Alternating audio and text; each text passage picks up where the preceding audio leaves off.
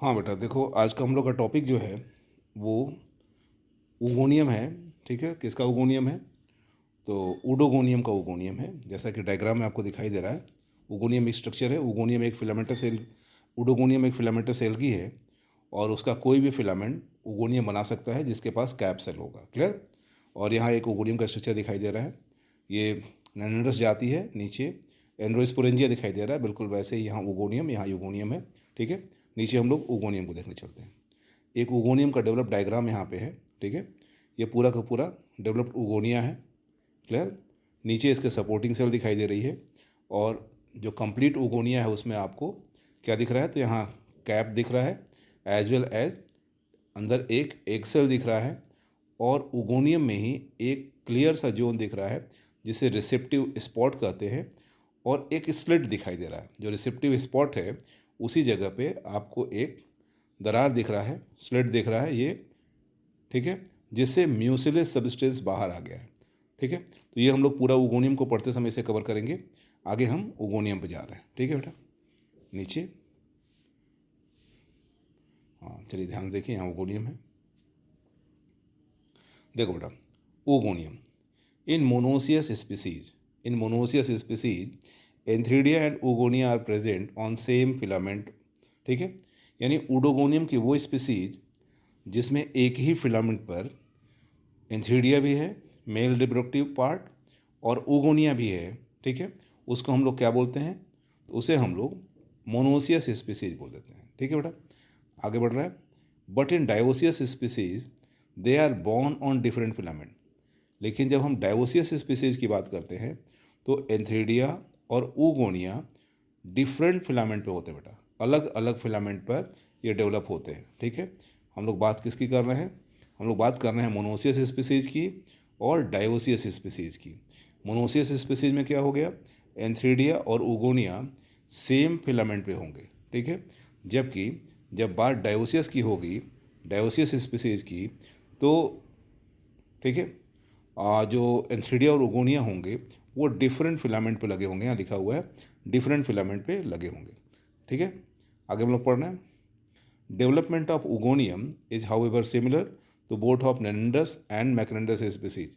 देखो बेटा, अब स्पीसीज चाहे कोई भी हो, वो नैनडस हो या मैक्रेंडस हो, दोनों में एंथ्रीडिया का डेवलपमेंट जो, अरे उगोनिया का जो डेवलपमेंट है वो सिमिलर होता है, समान होता है। एनी वेजिटेटिव सेल, ठीक है, डेवलपमेंट को पढ़ने जा रहे हैं। Any vegetative cell with apical cap. ठीक है बेटा, उडोगोनियम के फिलामेंट की कोई भी कोशिका, कोई भी कायिक कोशिका जिसमें क्या मौजूद हो?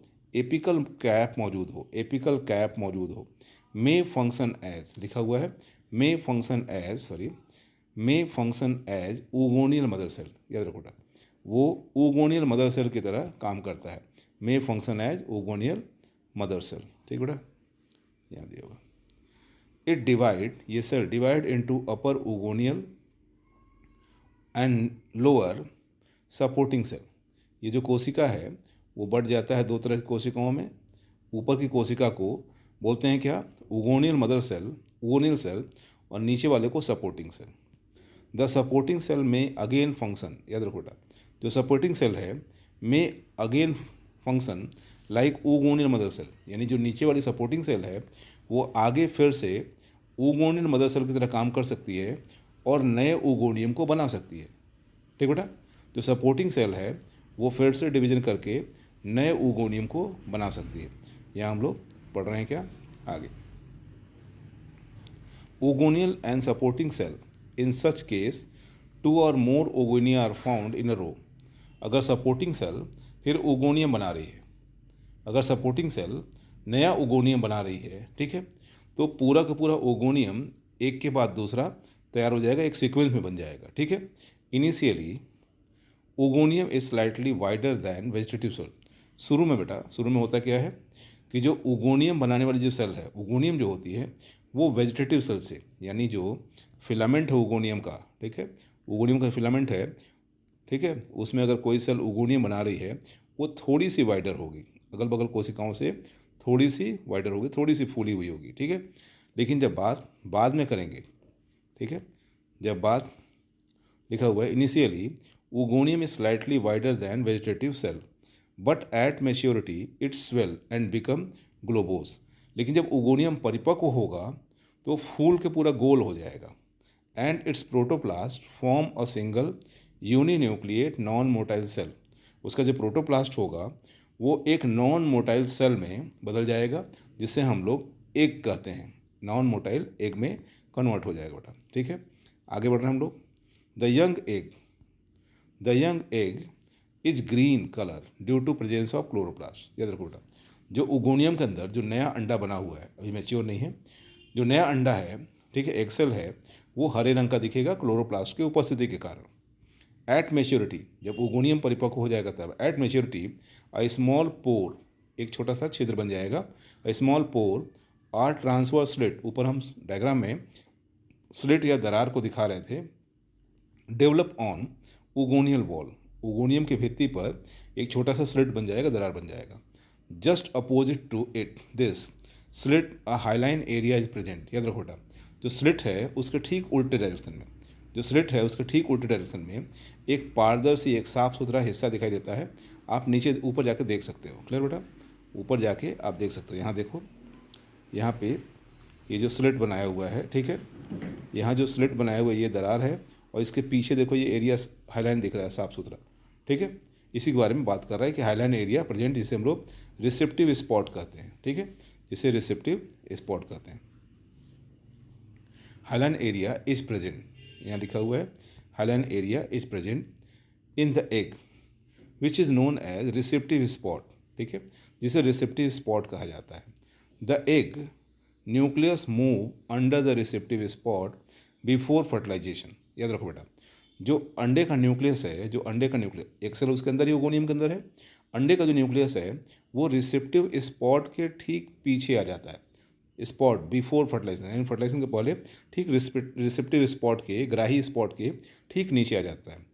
इन some species prior to fertilization, कुछ जातियों में निषेचन के ठीक पहले, in some species prior to fertilization और जिलेटनस मटेरियल इज एक्सक्लूडेड, ठीक है, और gelatinous material is excluded through the pore to facilitate the entry of antherozoids. ठीक बेटा, facilitate the entry of antherozoid. देखो बेटा, कुछ जातियों में निषेचन से ठीक पहले जो पोर है उससे जिलेटनस मैट्रिक्स, मतलब श्लेष्मा युक्त पदार्थ जो होता है वो बाहर निकल जाता है, ठीक है, बाहर निकल जाता है इनटू द ओगोनियम, यानी ओगोनियम से बाहर आ जाता है। जैसा कि वो फटा हुआ दिखाई दे रहा है और उससे निकल के बाहर आ गया है, ठीक है बेटा। अगली हेडिंग हम लोग की जो है वो फर्टिलाइजेशन है, जो इसी के साथ हम ओगोनियम के साथ ही कवर कर रहे हैं बेटा, ठीक है। फर्टिलाइजेशन मतलब होता है निषेचन। Fusion of male and female gamete is known as fertilization. देखो, the process of fertilization is similar in both macrandrous and nannandrous species. याद रखो बेटा, फर्टिलाइजेशन के प्रोसेस जो है वो दोनों सेम होगा। निषेचन की प्रक्रिया जो है वो चाहे उडोगोनियम की नेनेंडर्स जाति हो, बौनी प्रजाति हो, या उडोगोनियम की लंबी प्रजाति हो, दोनों में ये क्रिया समान होती है। लिखा हुआ है एंथ्रोजोइड्स आर अट्रैक्ट कीमोटिकली। जो एंथ्रोजोइड्स हैं यानी नर कोशिकाएं, जनन कोशिकाएं जो हैं, युग्मक जो हैं, वो उगोनियम की ओर आकर्षित होते हैं। मेच्योर उगोनियम रसायन पदार्थ छोड़ता रहता है, वो म्यूकस जो निकला हुआ है उसके प्रति वो आकर्षित होते हैं, ठीक है, यानी एंथ्रोजोइड उगोनियम की ओर आकर्षित हो रहे हैं। Usually a single antherozoid enter into oogonium. प्रायः होता क्या है, यूजुअली मतलब प्रायः, अ सिंगल एंथ्रोजोइड, एक ही एंथ्रोजोइड, इंटर इनटू उगोनियम, प्रायः एक ही एंथ्रोजोइड उगोनियम में प्रवेश करता है थ्रू द स्लिट। जो ऊपर ओपनिंग या स्लिट नहीं था उगोनियल वॉल में, उसी स्लिट से होकर के एक ही एंथ्रोजोइड अंदर प्रवेश करता है। If more than one antherozoid enter the oogonium, अगर एक से अधिक एंथ्रोजोइड उगोनियम में प्रवेश करते हैं तो केवल एक, अगर ज़्यादा ढेर सारे आ भी गए कोई प्रॉब्लम नहीं है, उनमें से केवल एक ही एक्सेल के साथ फ्यूज करता है, उनमें से केवल एक ही एक्सेल के साथ फ्यूज करता है to form the diploid zygote, और वह एक जाइगोट बनाता है, ठीक है, एक द्विगुणित जाइगोट बनाता है, जिसको हम लोग नीचे डायग्राम में देख सकते हैं। यहाँ देख सकते हो कि अगर मेल न्यूक्लियस और फीमेल न्यूक्लियस, ठीक है, यहाँ मेल न्यूक्लियस दिखा रहा है और एक दिखा रहा है ये फीमेल न्यूक्लियस है। अगर ये फ्यूजन हो गया तो जाइगोट बन गया, ठीक है, और जाइगोट अपने चारों तरफ जाइगोट वॉल बना लेता है, ठीक है, और जाइगोट तुरंत ही मियोसिस सेल डिवीजन करेगा, जिससे हेप्लॉइड सेल बन जाती हैं 4। ये डायग्राम आप इसको देख सकते हैं, 4 हैप्लॉइड सेल बन गई। अगर जाइगोट की जो जाइगोट वॉल अगर फटता है, ठीक है, आप फेवरेबल कंडीशन मिलने पर रैप्चर होता है, तो ठीक है, जो अंदर का मटेरियल है वो एक वेसिकल में बाहर आ रहा है, ठीक है, और उसके अंदर जो स्पोर बने हुए हैं जू मियो स्पोर कहते हैं, जो कि ये मियोसिस सेल डिवीजन से बने हुए हैं, सो इसे जू मियो स्पोर कहते हैं। कुछ देर तक ये जू मियो स्पोर जो होते हैं ये वेसिकल के अंदर रहते हैं, वेसिकल डिजॉल्व हो जाती है, घुल जाती है, और ये जू मियो स्पोर बाहर निकल जाते हैं। थोड़ी देर तैरने के पश्चात, थोड़ी देर तैरेंगे, फ्लैजला इनके पास है, फिर ये अपना फ्लैजला विड्रॉ कर देते हैं और अपने अगले सिरे जो इंटीरियर एंड है उसके सहारे आधार से जुड़ जाते हैं, और इसमें अनुप्रस्थ विभाजन होता है, ट्रांसफर डिवीजन होता है, जिससे ये 2 सेलुलर स्ट्रक्चर बन जाता है। नीचे वाली सेल होल्ड फास्ट बनाती है, ऊपर वाला सेल यंग हैप्लॉइड फिलामेंट बनाता है, और कंटिन्यू और डिवीजन करके, ट्रांसवर्स डिवीजन करके ये फिलामेंट अपनी लंबाई बढ़ा लेता है। ठीक है बेटा, यहाँ हम लोग क्या पढ़ रहे थे कि डिप्लॉइड जाइगोट बनाता है, आगे हम लोग इसके पढ़ने जा रहे हैं। जाइगोट, ठीक है बेटा, जाइगोट।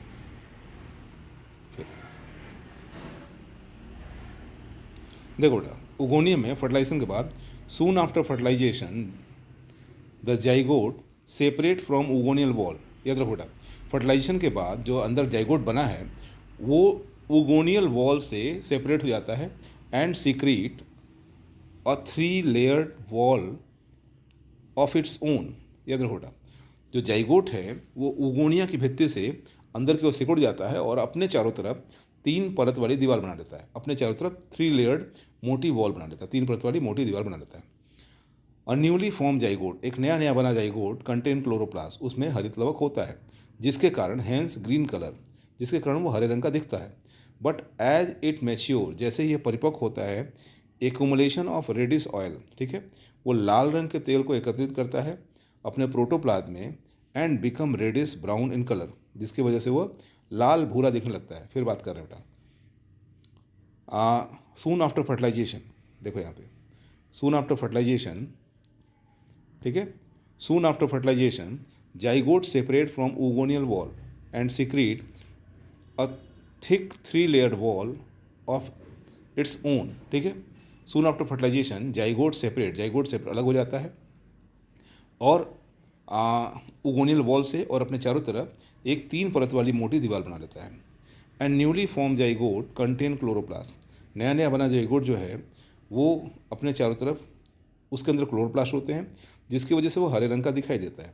बट एज मेच्योर, जैसे ही वो परिपक्व होता है, एक्यूमुलेशन ऑफ रेडिश ऑयल, ठीक है, उसके प्रोटोप्लाज्म में लाल रंग का तेल इकट्ठा हो जाता है, जिसके फलस्वरूप वह लाल या भूरे रंग का दिखाई देता है। नेक्स्ट रीडिंग हम लोग की होगी बेटा जर्मिनेशन ऑफ जाइगोट, ठीक है, एक साथ ही से ख़त्म कर देना है एक ही वीडियो में, ध्यान से देखिएगा। नहीं समझ में आएगा तो क्वेश्चन के थ्रू, कमेंट के थ्रू पूछिएगा हमसे। नेक्स्ट रीडिंग है बेटा जर्मिनेशन ऑफ जाइगोट, ठीक है, जाइगोट का germination. The zygote is liberated by decay of oogonial wall. याद रखो बेटा, अभी भी जाइगोट अपनी दीवार तो बना लिया है, लेकिन उगोनियम के भीतर ही है, अभी भी वो उगोनियम के भीतर है।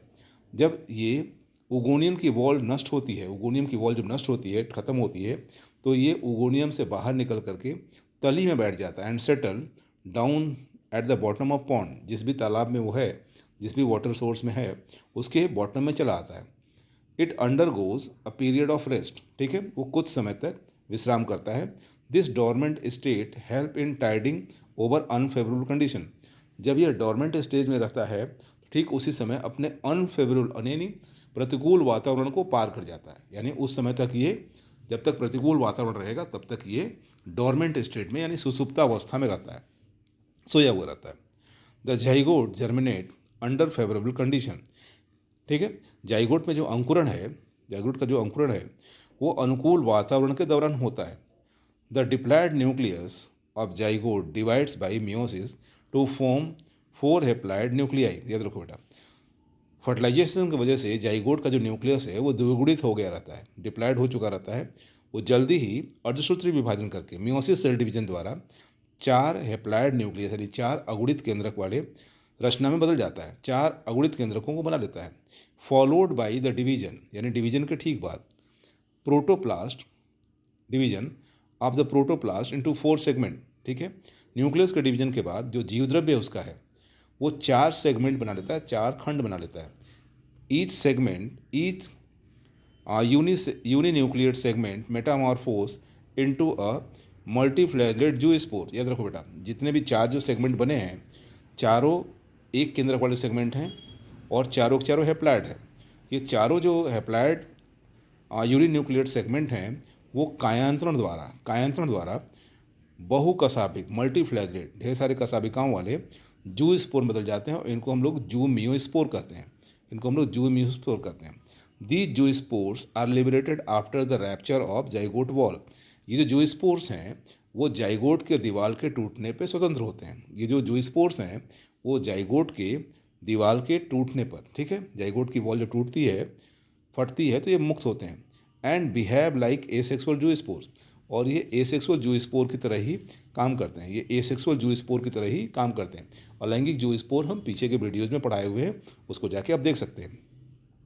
दे swim for some time and they then become attach to substratum. जब ये स्वतंत्र होते हैं पानी में तो इनके पास फ्लैजला है, जिसके कारण ये कुछ देर तक तैरते हैं और उसके बाद ये आधार में सबस्ट्रेटम में जाकर के अपने अगले एंड की ओर से सेटल हो जाते हैं, स्थापित हो जाते हैं। Germination of zoospore result the formation of haploid filament. जब ये अंकुरित होते हैं यानी इनमें जब विभाजन स्टार्ट होता है तो ये ऊडोगोनियम के नए फिलामेंट को बनाते हैं।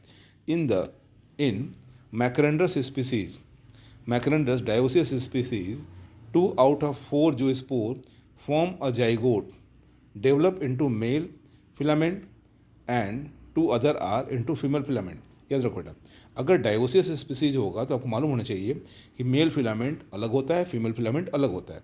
इस कंडीशन में अगर ये डायोसियस स्पीसीज होती है तो जो 4 मियोस्पोर बने हैं, 4 जूमियोस्पोर बने हैं, उसमें से 2 जूमियोस्पोर जो होते हैं वो मैकरेंडस के नर फिलामेंट को बनाते हैं और 2 जो होते हैं वो मैकरेंडस के मादा फिलामेंट को बनाते हैं।